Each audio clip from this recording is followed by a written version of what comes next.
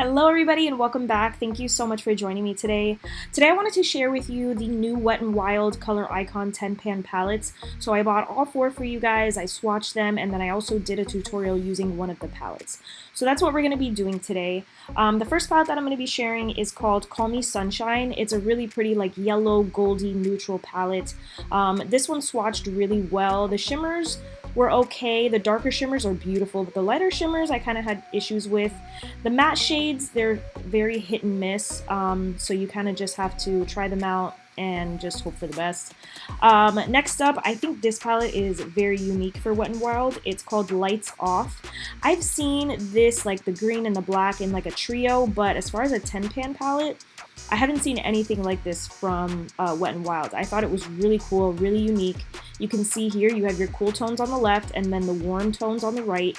I really like this one, super unique. There's one shimmer that's a little chunky, but otherwise, beautiful, beautiful palette. I thought the green would swatch a little bit more like deep, but you know, you could still build it up, which is great for Wet n Wild, you know.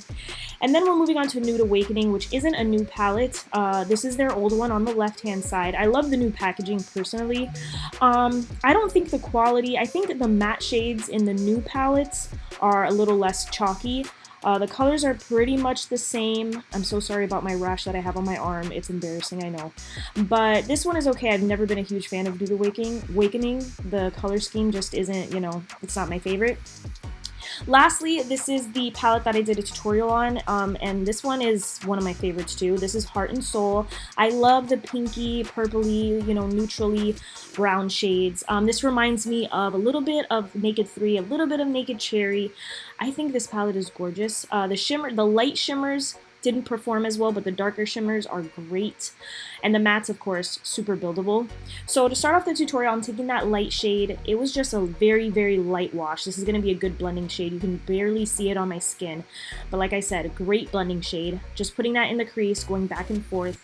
And then I'm going into this like peachy kind of pink color, putting that in the outer V and in the crease. The mattes in these palettes, like I've said, they're buildable. They're not super pigmented. I don't know what happened. Do you guys remember when Wet n Wild used to have super duper pigmented eyeshadows? These aren't like that anymore, and I don't know why. I'm kind of disappointed. This bright pink, really pretty. You know, it's not super pigmented at first, but you can build it up, and look how pretty the color is. It looks like, you know, you took this right out of like a Naked 3, a Naked Cherry, you know. Then I'm going into this brown, deepening up the look a little bit. I wanted something pretty, not so deep, so I just went very lightly with this brown, put it in the outer V, put it in the crease, called it a day for the crease area. So here I'm just blending everything out.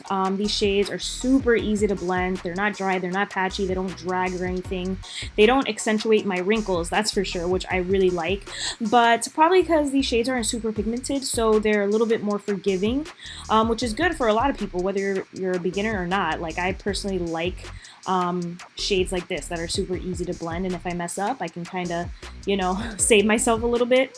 So then I picked up the shimmer and I wet my brush a little bit, and then I didn't really like what the result was. Like, it wasn't as crazy as I wanted, so I went in with my finger. It helped a lot. You can actually see the shimmer, and then I just blended the edges out like I usually do, and just the shimmer kind of just faded away. I reapplied the shimmer several times throughout the video. I even reapplied it when I was taking my like final shots.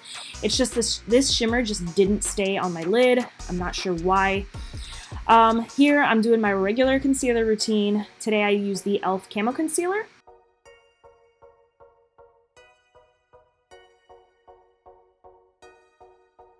You guys know how I am about my brow bone shades, so I took the light cream shade that was in Nude Awakening, put it right underneath my eyebrow, did a great job. It's very hard to mess up a brow bone highlight, you know what I mean? But it did a really good job. Now I'm taking the Makeup Forever HD setting powder for underneath the eyes. I have been loving this powder. I might have to buy the full size because I'm just using a little sample that I got for Christmas. Here I took that dark brown that I used for the crease, lined my outer third of the lower lash line, blended that out with the beautiful bright purple, and then I did one last blend, and honestly, look how pretty this look is. I was like, wow, And I feel like the pinky shades really make my eyes pop. So I put on some DEMI Wispies, which are my favorite lashes, guys. I'm obsessed with them, and I've never been a lash girl. But I put some on, and then the look is complete. If you ever want to see how I finish off my makeup, I always post on Instagram. It would mean the world to me if you guys followed me on there.